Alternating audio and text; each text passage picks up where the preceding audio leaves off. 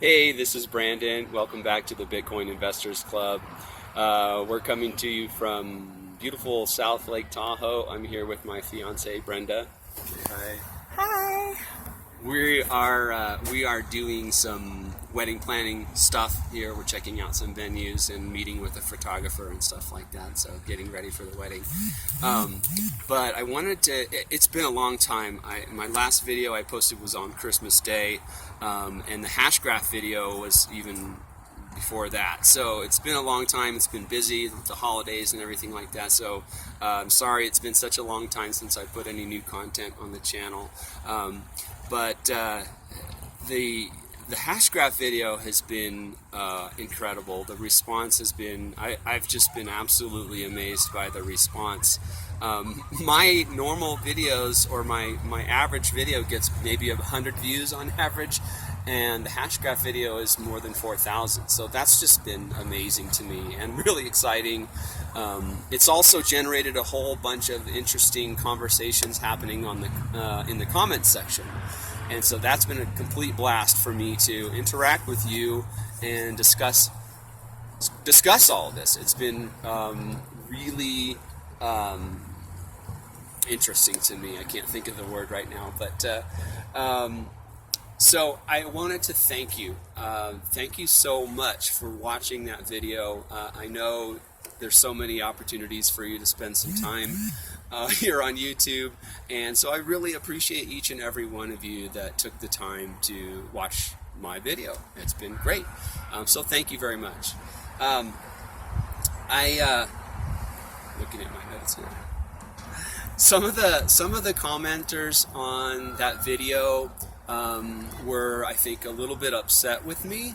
I think that they believed that I was kind of hating on blockchain and hating on Bitcoin. One commenter even called me a central bank sympathizer, so that was hilarious because they obviously haven't watched any of my previous videos. I'm completely the opposite. So I want to first just take the opportunity to kind of clarify some things. Okay, so how do I feel about central banks and how do I feel about fiat currencies? I don't like them, and that's understating it to quite an extent. I think that fiat currencies are the biggest scam and the biggest fraud on the face of the earth, right?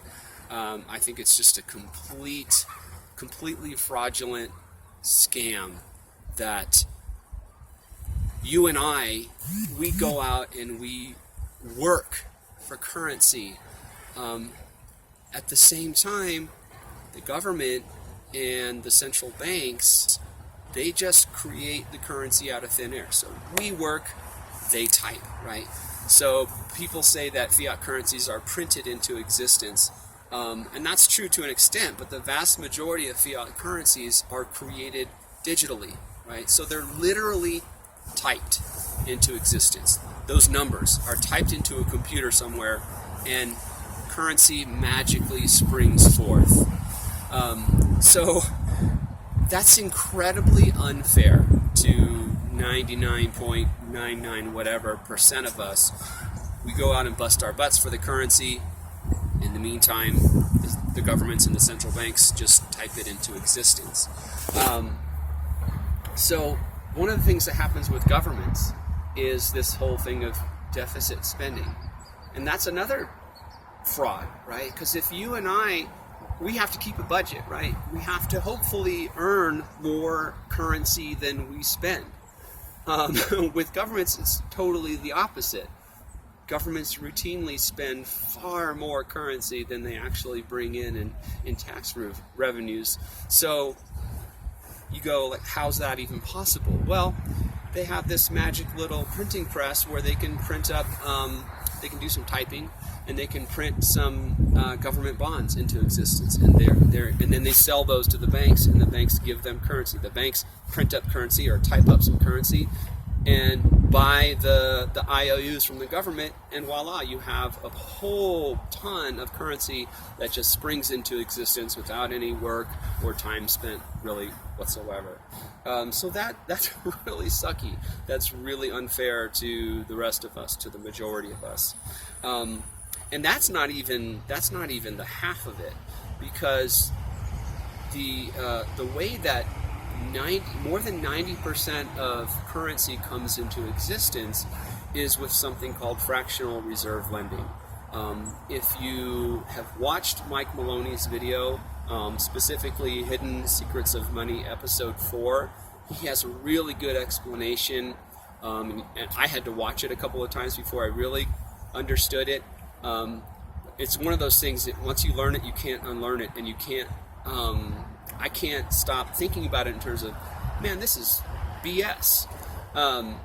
But so with fractional reserve lending, when you deposit currency into the bank, they type that, and you look on your website, and you look on your account, and you have $100 you deposited. Well, what they're doing behind the scenes is they're going to take 90% of that, and they're going to loan it to a different customer. So, but you still have $100. You log on to your account, it still shows $100. That dude that took a loan, he's got $90. So now that $90 just came out of nowhere. The banks literally typed it into existence. And then that $90 loan is used to purchase something. The seller of that something takes that and deposits into their bank account, and now the whole process starts over again. So with 90% fractional reserve lending, or 10% fractional reserve lending, $100 can very quickly become $1,000. So it's just currency just coming out of nowhere. So again, we work, the bank's tight. That sucks. That's not fair. And so that is the primary reason that I am a huge fan of blockchain, and I'm a huge fan of Bitcoin, and to an extent the other cryptocurrencies, but mainly Bitcoin, because Bitcoin gives us an escape route. So we're all living in this fraudulent fiat currency scam. We all have to deal with this because it is what it is. We live in the United States or wherever you live. We have to transact in US dollars. We have to pay our bills. We need to buy food, etc. So we have to participate. We're forced to participate in this fraudulent scam. But with Bitcoin, we can take some of that currency and we can exchange it for something that can't be created out of thin air. Something that's actually fair money. And it is money. US dollars is not, I don't consider that to be real money, because I want money to be a store of value. How can it be a store of value if more and more units of the currency are continuously springing into existence? And with more units of currency, each individual unit of currency loses its purchasing power. It loses a little bit of its purchasing power. So that doesn't store value. So I hate that I have to exchange my precious time. That's all I have. That's all any of us have. We're born with a certain amount of limited time on this planet. When you die, your time is up. You're done. And all you really had throughout your life was that time, and you got to choose, to an extent, you got to choose how you spent that time on the planet. And so it sucks that I have to spend some of my time to get this fraudulent currency. So I'm looking for an escape route, and we all should be looking for an escape route. And Bitcoin provides that, right? I'm going to try something new with my channel and have shorter videos. I know my videos tend to be really lengthy.